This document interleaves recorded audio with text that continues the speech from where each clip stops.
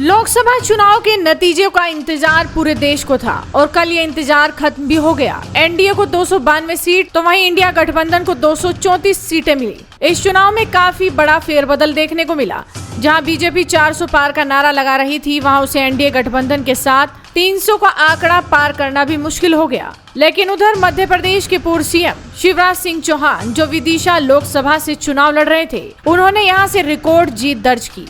और ये जीत कोई छोटी मोटी जीत नहीं, ये देश की सबसे बड़ी जीत है। जिसके बाद अब ये खबर सामने आ रही है कि मामा शिवराज की रिकॉर्ड जीत दर्ज करने के बाद उन्हें केंद्र सरकार में बड़ा पद मिलने वाला है। जिसके बाद अब ये चर्चाएं शुरू हो गई हैं कि शायद मामा शिवराज की रिकॉर्ड जीत दर्ज करने के बाद उन्हें केंद्र सरकार में कुछ बड़ा पद मिल जाए। जनता मेरे लिए भगवान है और जनता की सेवा ही भगवान की पूजा है। ऐसा प्यार दिया है कि मैं किन शब्दों में आभार प्रकट करूं। बस जब तक जीऊंगा अपनी जनता की सेवा दिन और रात जी और जान से करूंगा। ये प्रधानमंत्री श्रीमान नरेंद्र मोदी जी के प्रति श्रद्धा और विश्वास का प्रकटीकरण है और कार्यकर्ताओं का असीम परिश्रम है।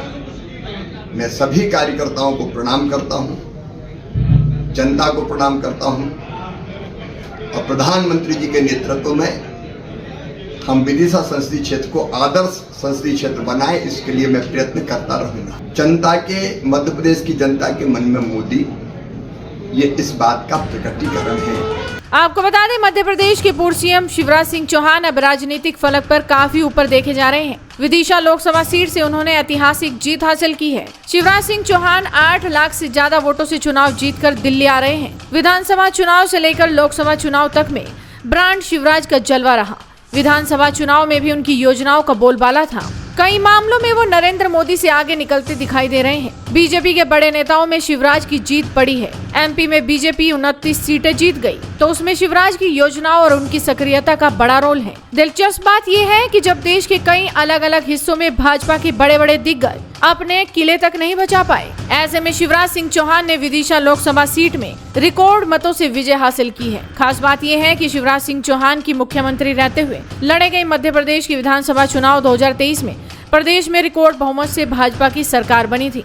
प्रदेश में 230 में से 163 सीटों पर भाजपा ने जीत हासिल की थी। शिवराज सिंह चौहान का जलवा विदिशा लोकसभा में नहीं बल्कि छिंदवाड़ा में भी दिखा, जहां पर कांग्रेस की सीट थी और उस सीट को कांग्रेस का गढ़ कहा जाता था। वहां भी शिवराज सिंह चौहान के जलवे की वजह से पूरे मध्य प्रदेश में बीजेपी ने 29 की 29 सीटें जीत ली। वहीं एमपी की एक और सीट चर्चा में है और वो है इंदौर। लोकसभा चुनाव परिणाम में इंदौर ने नया रिकॉर्ड बना लिया है। स्वच्छता में नंबर 1 शहर ने लोकसभा चुनाव के परिणाम में 2 लाख से ज्यादा वोट नोटा को दिए, तो वहीं भाजपा के प्रत्याशी शंकर लालवानी ने भी अपना पिछला रिकॉर्ड तोड़ दिया। लालवानी ने पिछले चुनाव में 5,47,000 वोटों के मार्जिन से चुनाव जीता था, जो इंदौर लोकसभा चुनाव की सबसे बड़ी जीत थी। इंदौर के सांसद शंकर लालवानी ने 10,08,000 वोटों के अंतर से ये चुनाव जीता।